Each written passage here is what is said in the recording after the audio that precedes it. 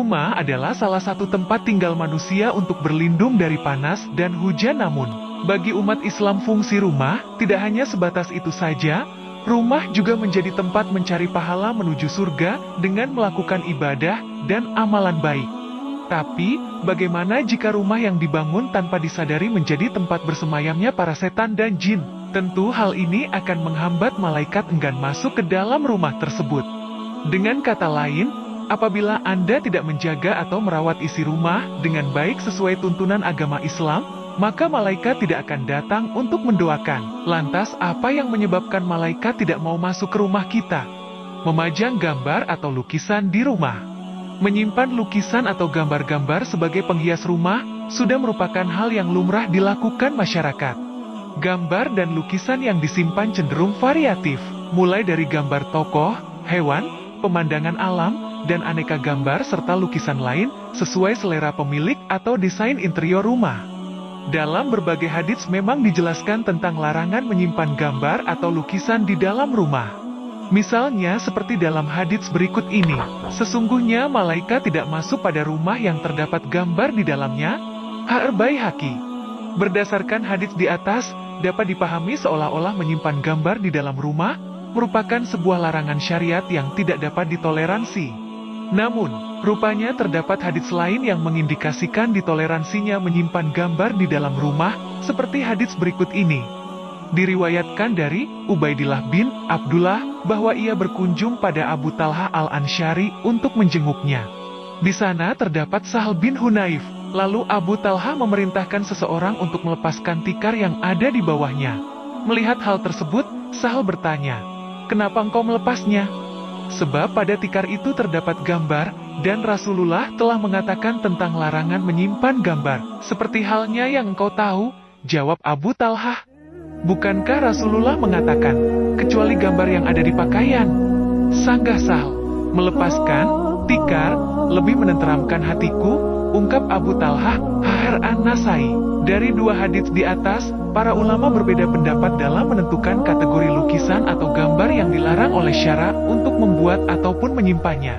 Namun para ulama sepakat atas keharaman suatu gambar. Gambar yang disepakati keharamannya adalah gambar yang terkumpul di dalamnya 5 hal. Pertama, gambar berupa manusia atau hewan. Kedua, gambar dalam bentuk yang sempurna, tidak terdapat sesuatu yang mencegah hidupnya gambar tersebut, seperti kepala yang terbelah, separuh badan, perut, dada, terbelahnya perut, terpisahnya bagian tubuh. Ketiga, gambar berada di tempat yang dimuliakan, bukan berada di tempat yang biasa diinjak dan direndahkan. Keempat, terdapat bayangan dari gambar tersebut dalam pandangan mata. Kelima, gambar bukan untuk anak-anak kecil dari golongan wanita. Jika salah satu dari 5 hal di atas tidak terpenuhi, maka gambar demikian merupakan gambar yang masih diperdebatkan di antara ulama. Meninggalkan, menyimpan gambar demikian, merupakan perbuatan yang lebih wirari, dan merupakan langkah hati-hati dalam beragama. Sayyid Alawi Al-Maliki Al-Hasani, Majmu' Fatawa wa Ar-Rasail, halaman 213. Menaruh patung atau berhala, objek 3 dimensi ini semakin akrab di kalangan kita. Ya, saat ini patung seolah tak lagi asing ditemui. Di rumah-rumah, pinggir-pinggir jalan, ataupun sudut-sudut kota tampak jelas berdiri. Wujudnya bermacam-macam, baik dalam rupa makhluk hidup maupun benda mati. Ada yang dibuat sebagai hiasan, ataupun dipajang sebagai sesembahan atau sesuatu yang harus dihormati. Lantas, bagaimana Islam memandang hal ini? Pada dasarnya, setiap muslim pasti mengetahui syirik itu haram. Secara ringkas, syirik adalah menyekutukan Allah dengan sesuatu yang lain. Dalam banyak ayat, Allah Subhanahu wa Ta'ala dengan tegas melarang manusia dari segala bentuk kesyirikan. Rasulullah Shallallahu Alaihi Wasallam juga berulang kali menyampaikan tentang bahaya perbuatan ini dalam haditsnya. Syirik merupakan bentuk kezaliman yang paling besar di muka bumi, dan ia tergolong dosa besar yang dapat menghapus setiap amal kebaikan. Dan sesungguhnya telah diwahyukan kepadamu dan kepada nabi-nabi yang sebelummu, jika kamu berbuat syirik, niscaya akan terhapuslah amalmu dan tentulah kamu termasuk orang-orang yang merugi. Az-Zumar 65. Maka dari itu di agama kita larangan menaruh patung atau berhala adalah hal yang sangat dilarang. Dari Abu Hurairah radhiyallahu anhu dia berkata, Nabi Shallallahu Alaihi Wasallam bersabda, para malaikat tidak akan masuk ke dalam rumah yang di dalamnya terdapat patung-patung atau gambar-gambar. Hadits Muslim nomor 5545. Oleh karena itu, kewajiban seorang muslim setelah bertauhid adalah membersihkan akidahnya dari segala bentuk kesyirikan kepada Allah. Demi menjaga kemurnian akidah tersebut, Islam menutup segala celah yang berpotensi seseorang terjerumus dalam kesyirikan. Salah satu pintu syirik yang cukup serius mendapat perhatian Islam adalah larangan membuat patung rumah yang di dalamnya ada anjing. Ada keterangan dalam hadits Nabi Shallallahu Alaihi Wasallam bahwa malaikat tidak akan masuk ke rumah yang di dalamnya ada anjing.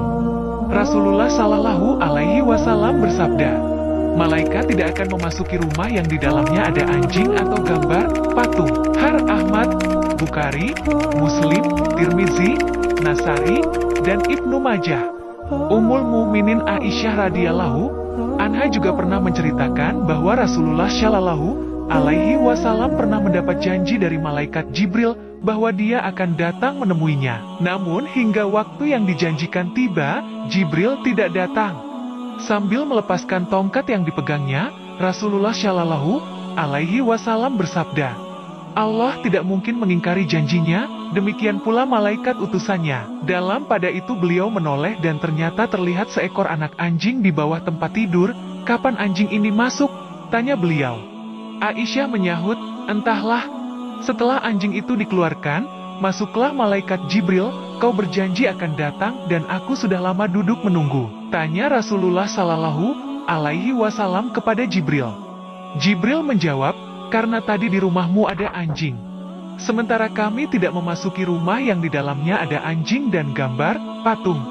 Hadits Muslim. Imam Nawawi bahkan dengan tegas menyatakan bahwa malaikat yang tidak mau memasuki rumah-rumah itu adalah malaikat rahmat yang biasa memintakan ampunan, bukan malaikat hafazah atau penjaga yang mencatat amal manusia. Keterangan yang sama juga disampaikan oleh Imam Al-Munawi.